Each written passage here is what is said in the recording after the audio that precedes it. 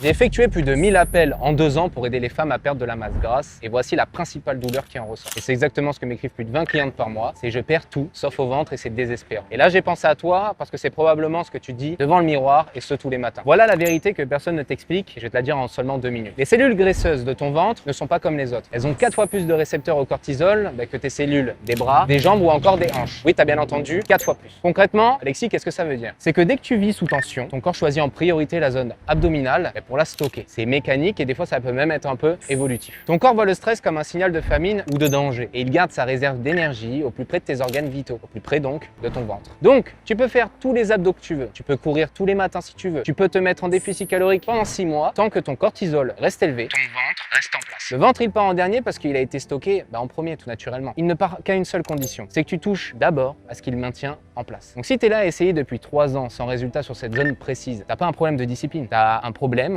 qu'aucun de tes anciens accompagnements n'a regardé. Donc si tu veux savoir précisément comment on déloge ce gras abdominal qui résiste à tout, j'ai expliqué le protocole complet dans une vidéo. Écris-moi le mot ventre en DM et je t'enverrai le lien direct.